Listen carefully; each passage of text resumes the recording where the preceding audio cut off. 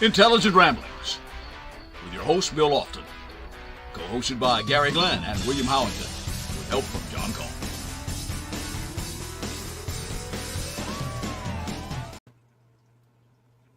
Well, good evening.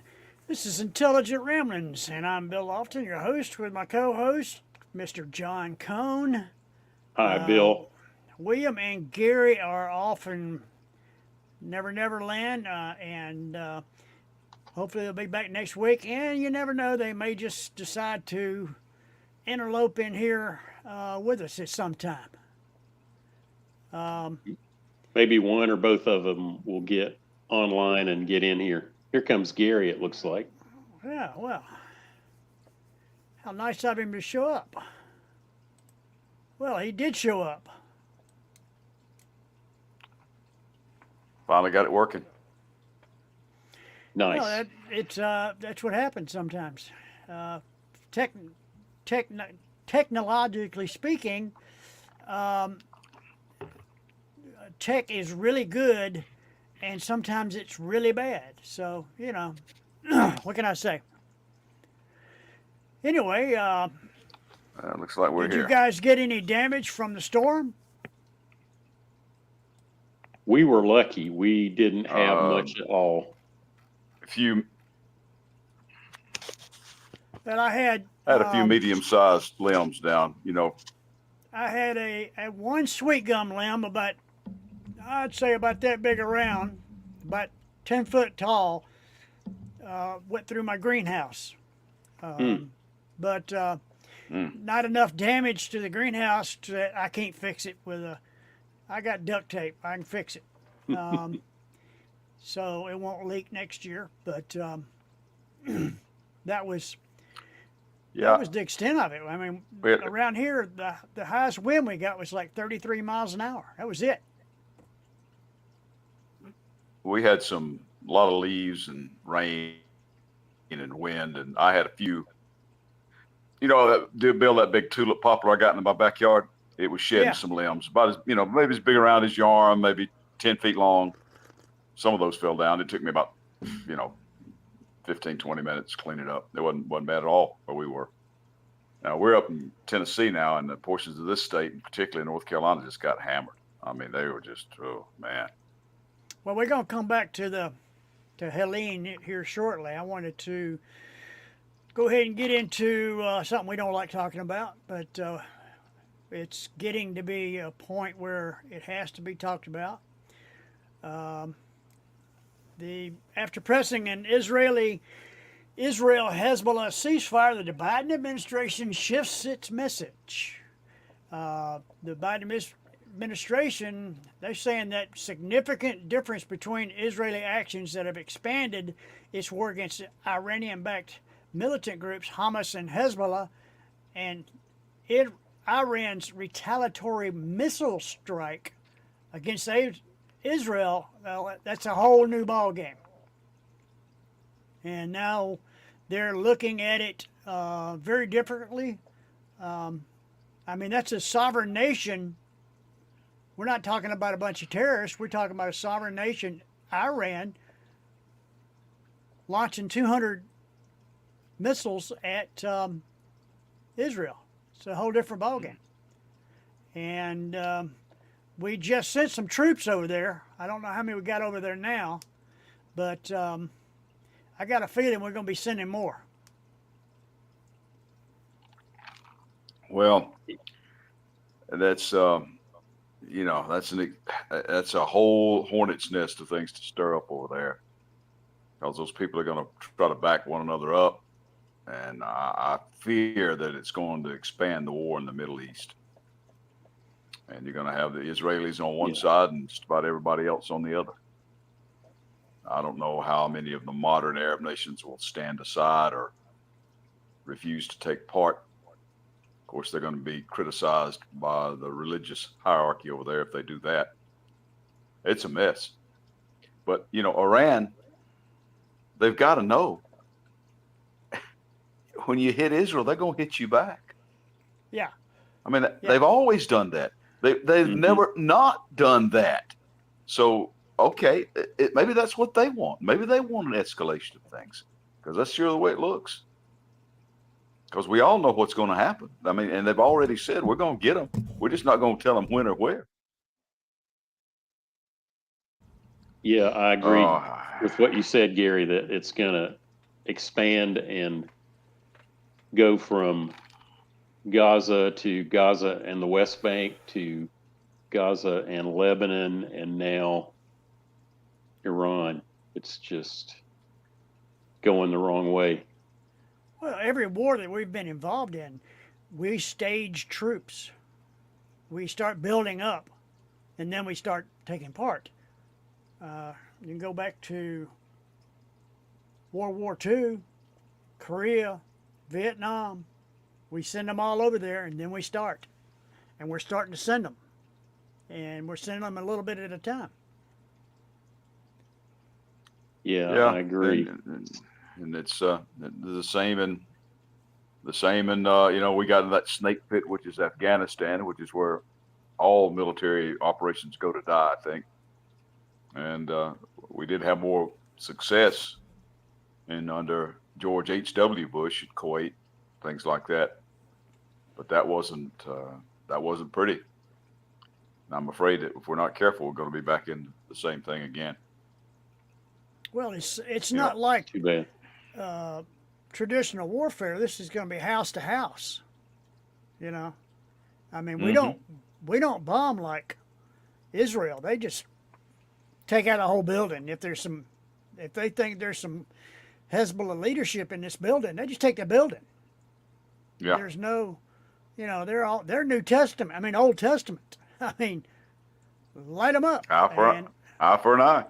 Yeah, Mhm. and they're going to hit Iran. I mean, it would way past surprise me if Israel didn't just obliterate a chunk of Iran for this, because they said they were not only were they going to respond, but they were going to respond in a big way. So Yeah, and I think it's probably going to be responding to some pretty highly populated area too. They're not going to get some little out of the way place hole in the wall. No, I think it's. I'm afraid it's they've poked the bear, and Yeah. the bear is going to respond. I It's a think it mess. could be like more strategic military targets. And so like Iran's army bases, air bases, naval stations, and maybe not populated places, but really strategic military targets, hopefully. So it's not, Yeah, you know, their targets plus 1,000 innocent bystanders. well, they're not deciding whether or not they're going to do it. They're deciding right now where they're going to do it. Yeah. You know, it's going to be a absolute, whatever it is, it's going to be a big bang. You can count on that. It's I don't know. It's I keep thinking about what Gary says, which is it's been going on for thousands of years, and everybody hates everybody. It's Yeah. not a good situation, Well, that's No. and the more we get involved, the worse it's going to be for us. that picture pretty much tells the story.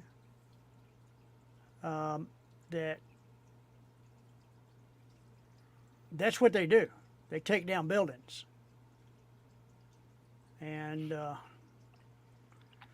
I believe I saw somewhere that the two buildings they hit were hit with 2,000-pound bombs, which is, God, that's a lot of ordnance. yeah, a lot of TNT right there. Yes. that's a mess. Well, Israel's not only being the ones that are doing this damage, but Israel's getting damage done to it as well. Yeah, they are. Seven 7 Israeli soldiers were killed just recently, the last day or two. So there's funerals on both sides. Yeah, I mean, as it is with any war. Well, and there continue to be, as long as people over there killing one another. Y'all just need to quit that. That would be the answer, but they don't seem to know how to handle that. Well, as you've heard me say before, the answer is very simple. The implementation of that answer is quite complicated. Well, on to other subjects. Helene. Widespread devastation left behind by Hurricane Helene came to light Monday across the South, revealing a wasteland of splintered houses, crushed cargo containers, and mud-covered highways. It's one of the worst storms in U.S. history. The death toll is around 160. And one of the worst parts about this storm it keeps going up. Yeah, Yeah, there's bodies that they don't know. They have. And we'll never find because they've been swept away. Yeah. Well, one of the worst parts about this storm was that it stalled in northwest North Carolina, which involves some kind of atmospheric, trying to get the word out of my mouth, pressure conditions that I don't understand, but it stuck up there, and the results were 20 to 30 inches of rain fell. Golly. And this was after a storm that had just come through and had already saturated. So on top of the saturated soil, they got 20 or 30 inches. That's an estimated 40 trillion gallons of rain. And how much is 40 trillion gallons of rain, you ask? Well, a trillion is 1,000 billion. It's so enough 40 water. Billion. It's enough water to fill up the Dallas Cowboys stadium 51,000 times.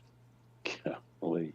There was more rain coming into the dam that's above all this than goes into Niagara Falls. And the problem was it hits up on top of those mountains and it washes down into the valleys where most of the towns are. And I mean, they had one river, I can't remember the name of it, that its normal high was 1 foot, 1.5 feet. That was the normal. It was 24 feet.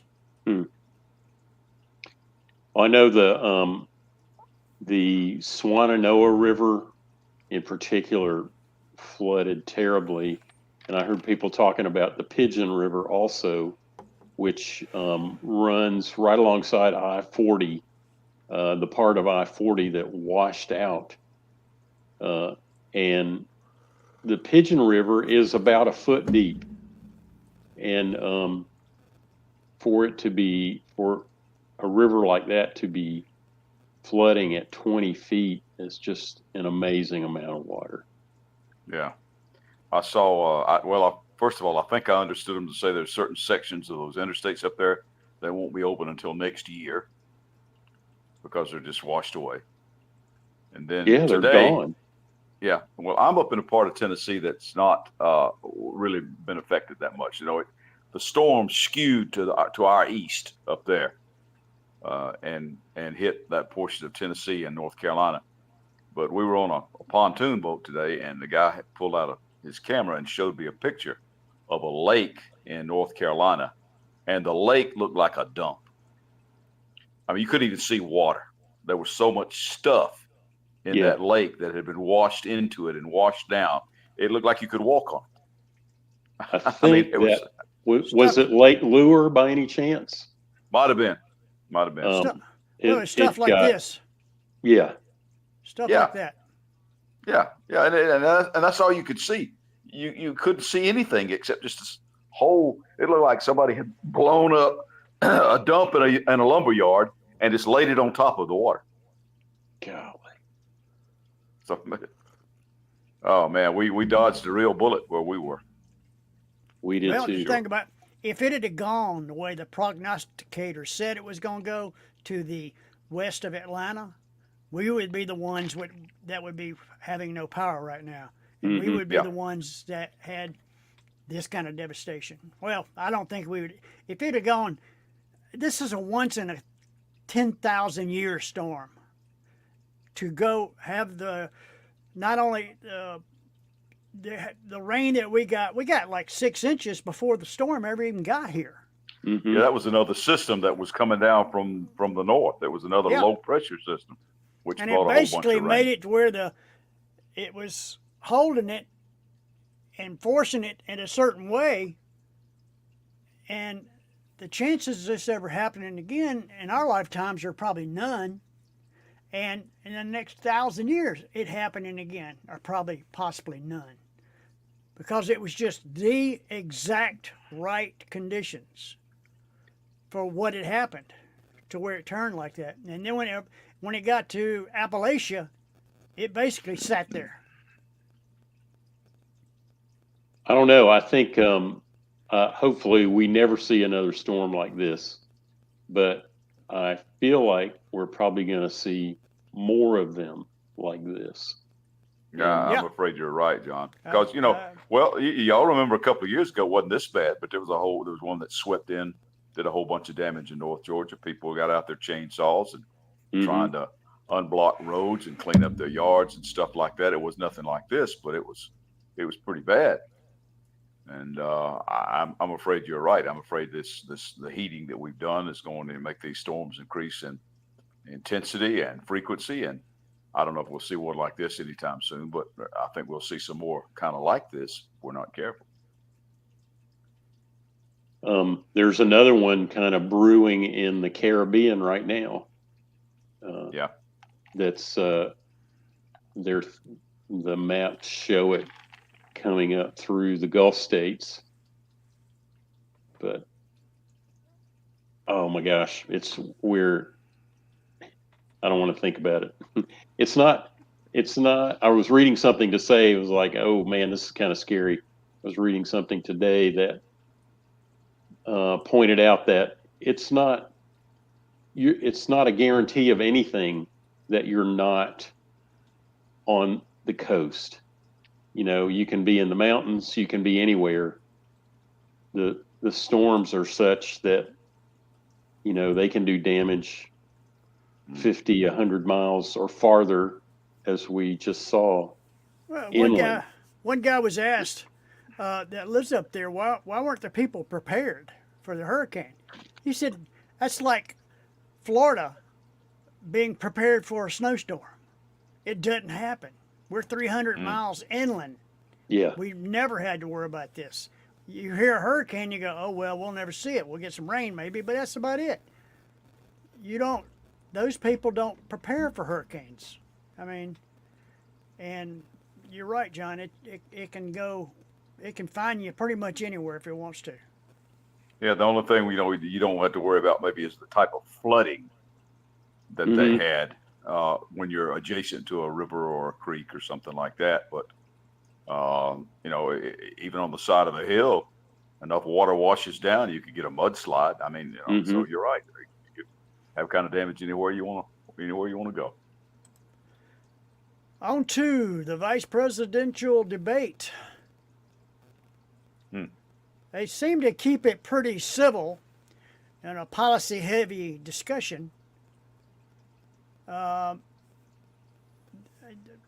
Vance seemed to get a little bit more human, but I think that Waltz handled him pretty good, and it was it was one of the most pleasant debates I've seen in a long time. I mean, they were actually agreeing with each other on a few topics. Well, they were. They just disagree on how to get there. And I thought that was, as you say, fairly civil. And they shook hands before. They shook hands after. They expressed some admiration for each other's viewpoints. And Uh, Vance at one time said he was sorry that Waltz's, was it his son, his grandson had witnessed a shooting. I think it was his son Yeah. had His witnessed son. a shooting, things like that. I mean, and I thought Waltz started off really slow. He looked uncomfortable. He looked kind of out of his element because he's faced some of the state people before, but he's never faced grilling on a national scale with national reporters. And that's probably the fault of the Harris campaign. They should have put him more out there, I think. I thought overall Vance probably had the edge. He was a little slicker. He was a little smoother. Now, I'm just talking about pure performance. I'm not necessarily talking about issues, because there were a few that there were some gaffes and some misspoke, and and Waltz did his best to try to walk back that statement he made when he said he was at Tiananmen Square. He had been visiting China before that, but it was a long time before that happened. But Vance never did come out and say, we acknowledge that the election is true and valid back in 2020. Yeah, they've already turned that into a commercial. Yeah. The Harris campaign has. So yeah, well, it doesn't surprise me. I mean, he just did not answer that question. Although he did pivot back and answer a lot of questions a lot more directly than either Harris or Trump did in their debate. The only thing I can say about this is these guys are not running for president. They're the second banana on the ticket. And I thought they both were acquitted themselves rather well. Yeah. All in all. Me too. I would say, like you, Gary, that the Vance was the more polished, and he's a veteran speaker. And he's good at it, and not just because he's been in politics for a little while, but he has a background where he's presented ideas, pitched things, and tried to persuade people, and so he was effective. They made a movie out of his book. So he's used to being in front of the camera and answering questions. Yeah. Waltz, he'd been in Congress before too, but it's been a while since he's been on the national stage like he is now. Mm-hmm. He came across as they both came across as pretty sincere. Yeah. I thought the one thing I heard Waltz say, finally somebody said it. They were talking about, they got on the topic of school shootings, and they asked Vance first, and his response was, well, we have to make our schools more secure. We have to protect our kids, blah, blah, blah. And Waltz responded by saying, what we need is better background checks, checking for mental health issues, ways to secure guns where they are in the home. And then he said, what most politicians will not say. And I just thought it was commendable. He said, it's the guns. It's not the kids. It's not the schools. It's not the school resource officers. It's the guns. And I thought, well, good for you, man. You're this is the 800-pound gorilla in the room. Nobody will talk about it, but it is the guns. It's the assault rifles. It's the guns that can shoot off 10 rounds in a second that were designed to kill people. And if they just kind of wing you, you're not dead, but you're maimed for the rest of your life. And nobody needs guns like that. Who needs an AK?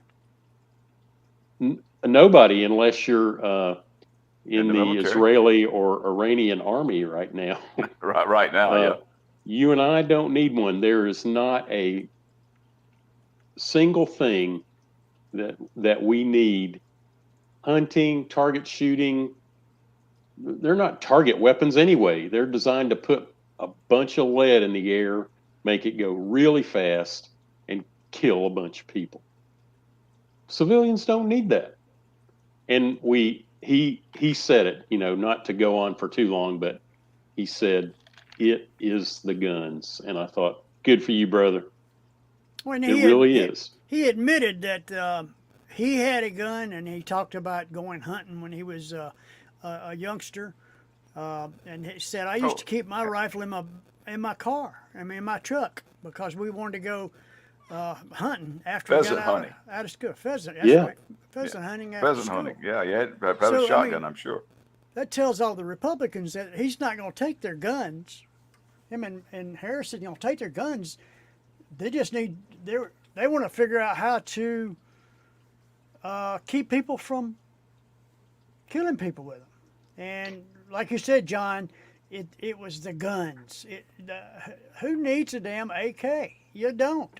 Nobody And- does. and they ought to be and outlawed. I'll go on record and say, thank goodness I don't get everything I want in life, but if I could get a gun control thing to happen, it would be no civilian has an assault rifle, which means we're coming to your house. The sheriff is coming to your house, and we're going to take your assault rifle. So you can turn it in peacefully or whatever, but we're going to take them. We're going to get rid of them, because that is what is killing the kids in the Are schools. you talking assault weapons, or are you talking semi-automatics? I'm talking assault rifles, basically. If you got a weapon that, like I said, can shoot 10 rounds in a second, whatever Well, that's- caliber, 223, That's 5.6, you name That's it. illegal. 10 No. shots in a second. That's illegal. Well, yes, it is, but there they are. They're out there to be bought and sold every day. And we just need to melt them down into a big pile and So get rid of them. a semi-automatic would be something that would be permissible. To me, it would, yeah. A 6-round magazine in a deer rifle, a semi-automatic 223 or 308, got no problem with that. Nobody's going to shoot up a school with something like that and do nearly the damage that they're doing with the weapons that are available now. Right. Well, the problem is there's way too many guns out there. You're never going to confiscate them all, so they're going to have to be some way of policing what we've got. And I think increased security. Well, we is figured it one out in thing. 1995. They were banned for 10 years. Mm. And we didn't have the balls as a country to extend the ban. Thanks NRA, Well, here's visible parasites, but that's we did it once. We can do it again. And yeah, I mean, saw- if you want to, if you want to keep your assault rifle, too bad. Time's up. Guns are not greater than kids. I don't care what the Second Amendment says. I can't tolerate it anymore. Sick of it. Well, I saw a telling statistic that said your chances of dying by a firearm in Japan are about the same as you have in the United States of being struck by lightning. No doubt. It happens, but it's not very often. Well, unfortunately, one of the leading causes of death for children from 5 to 15 is by gunshot. And it is just... All right, guys. We got about 45 seconds. We need to... I kind of went on there for a minute. Sorry. Oh, no, John, it's fine, man. You're giving your view, and that's the reason we're here, is because we like to give our view about things. Yeah. But we're now down to... Part of it is just parental responsibility's got to play into this too. Oh, my gosh, yeah. Well, they're going to charge us people Nobody that were... no. The parents, they charging the parents that school in Georgia that was shot up. Yes, they are. Yeah. Well, that's a good thing. They should. How many bowls of dumbass do you have to eat before you give your son, who has proven to be unstable, you're going to give him a weapon like that as a present. No doubt. Anyway, here we are, guys. All right. We'll be back in a minute after we're going to pay some bills, and then we'll be back with some college football. Go Dogs.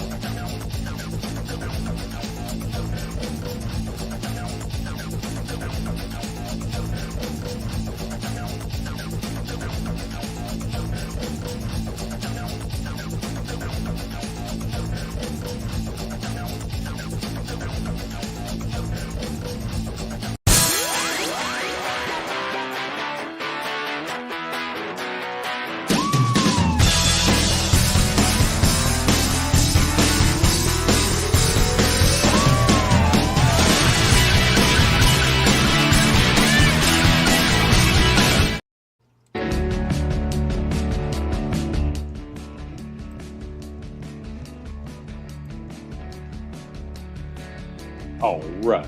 All right, we had some pretty good college football this past weekend, with the exception of one game that none of us really cared about.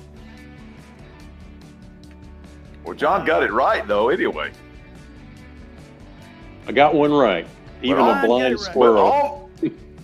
Almost didn't. Right. I would trade for almost didn't. Man, was that not the best college football game? You know, in spite of the fact that the Dogs lost inside of the last minute. That was the best college football game you'll see maybe until the championship. I was absolutely It was entertaining. I was jumping around the damn living room. Charlotte had been watching the game with me, and she had to go pick up Allie and from work, and her truck's battery was giving her a hard time, so we carried her to work. And Charlotte left, and when she came back, we had scored twice, and then they had already scored again. I mean, it was like magic. I mean, that was unbelievable. I have never seen. Went from absolutely very, very high to very low. very fast. Well, you know what? The crazy really part fast. about it is, I did not feel bad as I usually do when Georgia loses. I won't listen to the radio. I won't watch TV. I don't want to hear about that shit in any reason. If Georgia loses, I cut off all communication, and basically I just droop around for at least a day. And you know, after the game, I did not feel that bad because Georgia never quit. It showed some real cojones to what they did in the second half. They adjusted. Yeah. And they came back and actually went on top for about 45 seconds, but they went on top. Mm-hmm. And to me, that shows that tenacity, one thing, but it also shows me that we can play with Alabama. Oh, We can kick their ass because we're going to play them again. It's an eventuality. All we got to do is get through Texas. Yeah, if we wind up on the same side of the bracket, because you know Georgia and Alabama are going to be one of the top 12 teams in the country at the end of the year, unless lightning strikes. I agree with you, Bill. It was highs and lows, and I mean I felt awful, but I didn't feel as awful as I should. And another thing, though, a lesson should be learned is you cannot give a team like Alabama 28 points. No. And you know, you're looking like you can't do anything, and they're looking like they're all world. You can't do that. I mean, that's just, you can't make those turnovers. 4 turnovers on offense, almost 5. Carson Beck was the worst looking quarterback playing for Georgia that I've seen in the last 15 years. That first half was the worst I've seen any Georgia quarterback play in 15 years. He couldn't. If you're going back 15 years, you're including the Joe Cox era. I'm just reminding you. I agree, Bill. He did not have a good game. I was watching some analysis of the game, and he like drifted around the pocket and cut himself off from the sight lines that he needed to see open receivers. And he got happy feet. He threw out of, just off in the worst possible alignment. He couldn't throw a fit. Didn't look pretty at all. If he'd have had to go to the restroom, he'd have pissed all over his leg. I mean, the boy couldn't do nothing right. We had, you said 3 turnovers for the game? 4. Before. We had 4 turnovers in a game against Alabama, and they beat us by one score. 1 score. 4 turnovers amazing. Against Alabama. And then they make them number 1. That makes no damn sense. Well, we played horribly. I think, but they did beat a top 5 ranked team. So who else you gonna put there? I don't know. Yeah. What I saw was that the plays that were called in the first half and the second half were good plays. They had people open. They had lanes. The blocking was working. It was, if you could execute it wrong at the worst possible moment, they did. Particularly in the first half. In the second half, they started hitting it.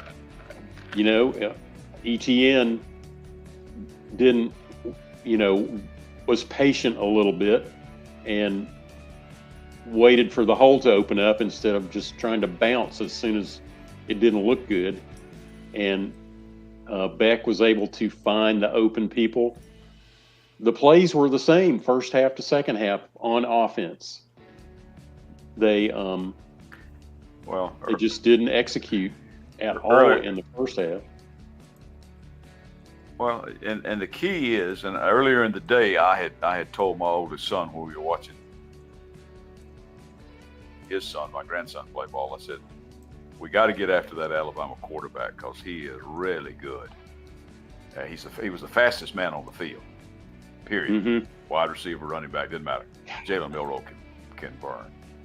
He is the key. He is the straw that stirs Alabama's drink. If you can contain him, you got a chance. If you can't, well, we saw what happened. Well, they saw something they liked, which is because you're not going to shut him down. No, but they attacked the edges and they won in the first half, and our response in the second half was great. They figured it out. They maintained the edges and they didn't let them get outside, so they kept the edge from like the defensive end in and from the defensive end out. They were blitzing the damn linebackers, both of them at the same time, basically in the same position, and then the outside, in the same gap. the outside defensive ends were going in. Yeah, they were going in at an angle. The outside was wide open. Why wouldn't you run that way? Yeah, and they did. Well, controlling the edge is the key at all levels of football. I see that in the Pee Wee leagues. If you can rush the edge, you're going to win. If you can contain the edge, you got a good chance of winning. And, I mean, it was obvious they didn't have a spy on Milroe. He was running whatever he felt like. I think at times it was C.J. Allen. When he was not in coverage, he was watching Milroe. And I was just having a thought, and I lost the handle on it. Don't you hate that? I do. Yeah. That happens to me all the time. Oh, yeah. Okay. It's a sign of age. We were talking about Milroe's speed. He's got lateral speed. He's faster laterally than half of the guys in Georgia's defensive backfield. I mean, he is just amazing. He's a super athlete. And he has improved immensely on his touch. Yeah. He's improved a lot of things from last year. You could kind of get him upset and get in his head last year. I don't think you're going to be able to do that from here on out. He got some good coaching from the end of the season last year to this game.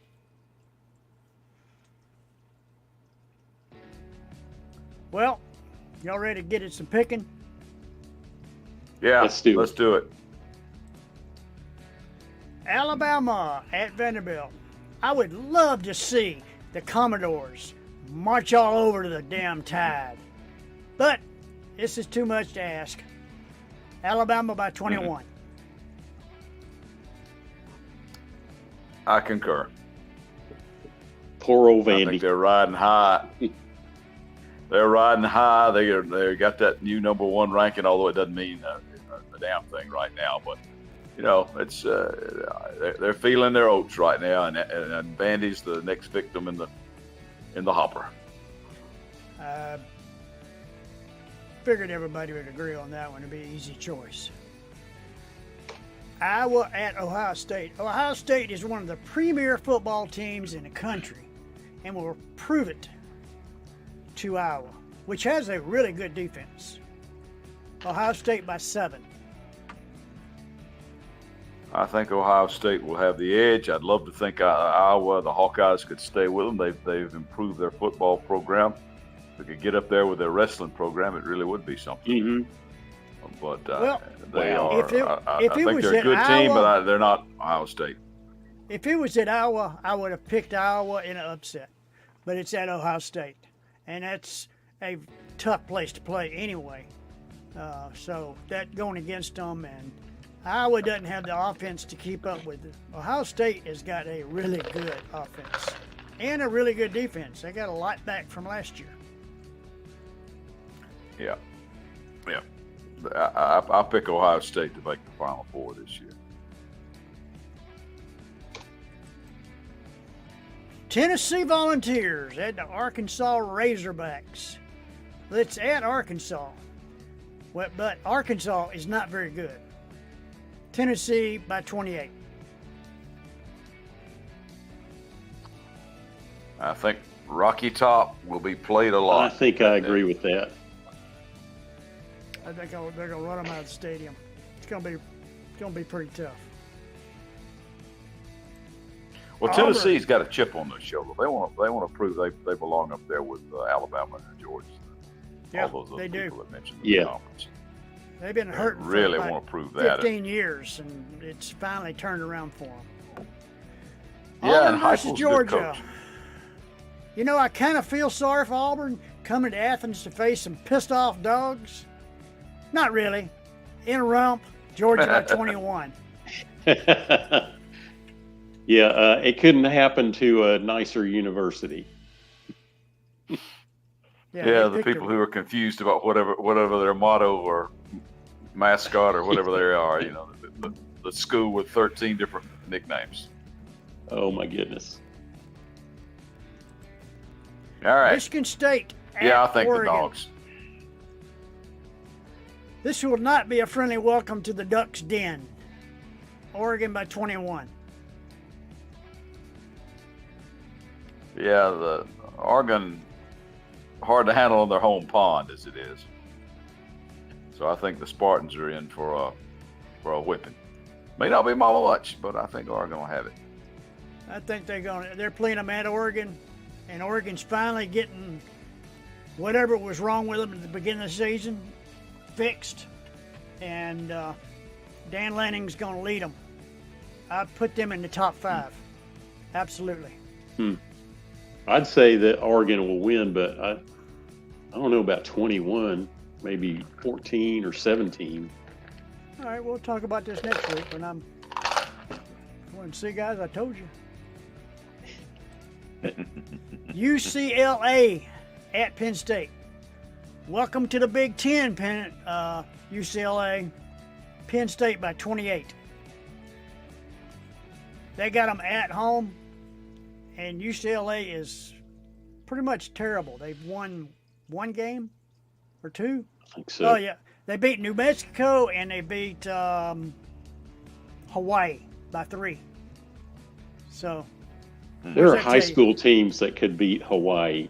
no kidding. and New Mexico has to have put USA on their state license plates, so you won't think they're from Old Mexico. So yeah.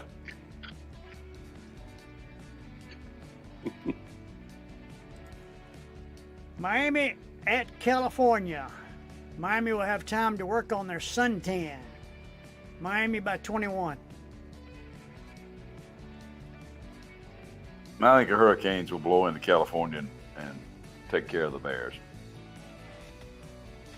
Miami's not a bad team. They're sort of a Jekyll They're and not. Hyde a little bit, but I think they're pretty good. And I'm not sure California's in their league. No, I don't They're think so. not. Missouri at Texas A&M. Missouri has been lucky to stay undefeated, but I think that will change when they go to College Station, one of the toughest environments to play in. In an upset, Texas A&M by 7. Wow. I Okay. take it you're taking Missouri, John? I am. I'm going to remind everybody that last year, the hardest home game that Georgia had was Missouri. They went toe to toe with Georgia, went up and down the field on Georgia, and were in that game right up to the end. It took somebody deflecting the ball and Nazir Stackhouse coming down with an interception. Improbable though that may seem, and it looked improbable, and I was there in the stadium watching him do it. Here he goes, like rumbling up the sideline. I would like to say You had to Oh, be yeah. there. But Yeah. Missouri, Yeah. I was. they don't I care. think I was listening to that one home on or the away. radio. They are a tough team. They don't give a crap about the 12th man. And I don't know, Bill, that would be quite the upset. You know, I'm going to go with Missouri, but I thought about this one long and hard because the Aggies, when they get fired up, they can play you tight. But I think I'll stick with the Tigers on this one. I'm going to go with the line. I mean, Texas A&M is going to be something to deal with in the future. They got Mike Elko as coach now. And he was at Duke before there and turned the Duke program around. Yeah. They're going to be somebody to deal with coming on down the road. Michigan at Washington. Last year, Washington had a great quarterback and he led them to the national championship. But he plays for the Atlanta Falcons. Now, they are not the same team. Michigan runs over Washington by 14.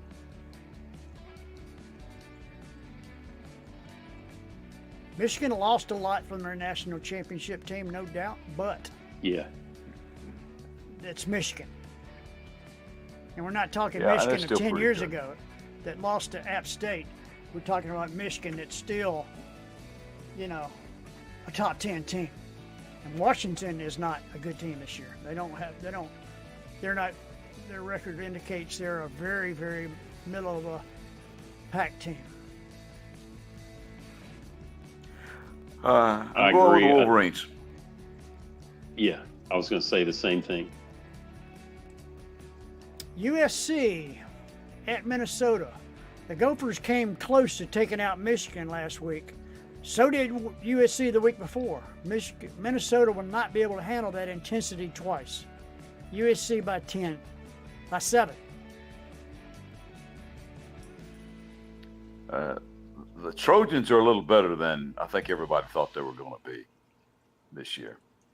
So I'm picking USC in this one as well. Me too. I'm going with USC. I don't like USC, but still gonna pick them. No. Ole Miss at South Carolina. When the Rebels come roaring to Columbia, they will be shut down by those Gamecocks of South Carolina. Carolina by 7. I'm going to disagree with you on this one. I'm just going to stick with the Rebels on this one. I said Ole Miss by 14. Wow. And you're going with 2 upsets. I'm going with Ole Miss. Well, they're playing them in Columbia, and True. Beamer Ball 2 is actually starting to kick off. He's turning that program around.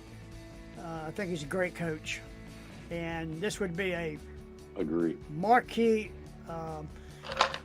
victory for them.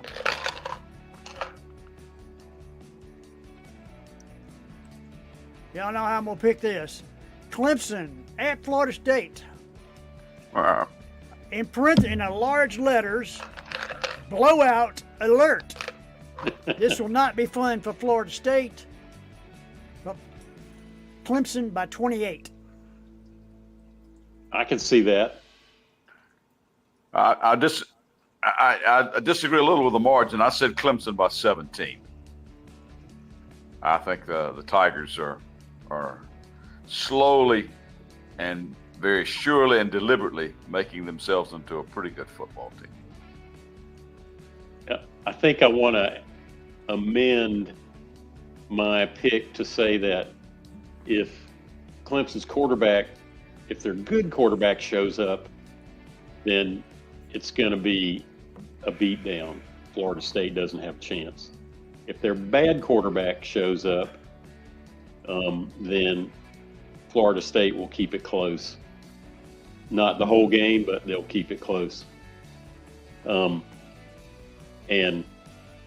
I don't know. I think Clemson's just way too good for Florida State this year. If they would have been playing at Clemson, I would have said 35. SMU at Louisville. The Cardinals will be looking for some blood after last week's loss. Louisville by 21. Whew. I said them by 13. I pick Louisville. It's at Louisville. I think the Cardinals will prevail in this particular instance by a couple of touchdowns. Mm-hmm. I'm going with Louisville also. +1.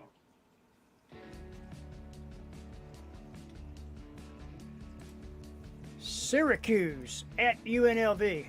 It will be a long plane ride home for the Orange team. UNLV by 14.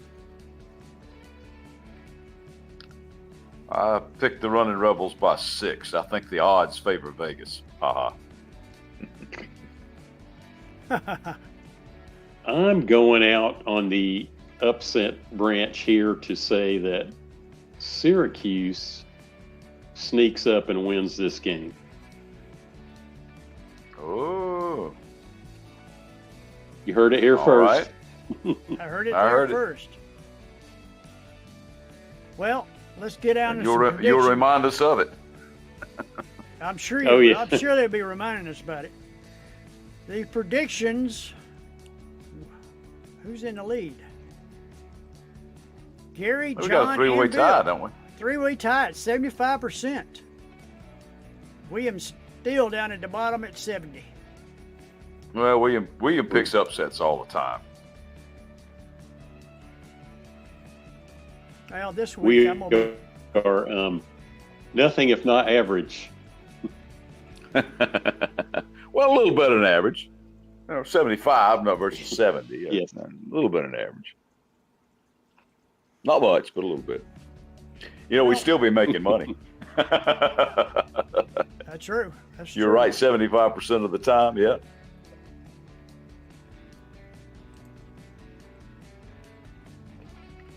We got a comment from Well- Fred Talbert. Sorry, Bill. Excuse me. What Ole did Fred Miss say? will I blast- missed it. Blast South Carolina by 2 touchdowns. Well, we'll see, Mr. Talbert. I look for you coming in next week to so I can make fun of you. I believe those Gamecocks gonna put it on them. It depends on if their quarterback is healthy. That quarterback they have is a game maker or a game breaker, and if he's not, he got hurt 2 weeks ago, and he's supposed to be back. If the quarterback is not playing, I can't think of his name, and they got their second string in there, then Ole Miss will beat them by 20, 21 points. So we gotta see that. Well, that's enough. Well, That is the end of our college football predictions, and we're going to take a quick break, and we'll be back with our closing remarks.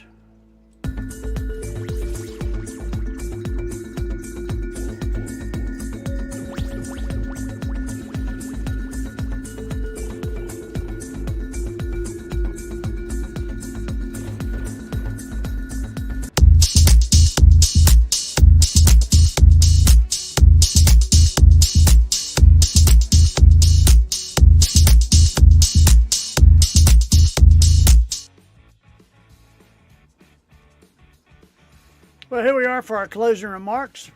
Fred, I appreciate you being here. And appreciate you giving your synopsis on the game that's coming up. You have to remember, Fred was our quarterback, and I'll never forget my entire life playing against Oconee County, and I made my block, and he got past me. I don't know what hole he went through, but he took off running, and I basically folded my arms and watched him zigzag about 70 yards all the way to the end zone. I'm sitting there grinning, going, damn, look at him go. That was Fred. Great high school quarterback. I saw a picture of him, and he was the manager, and I was the statistician.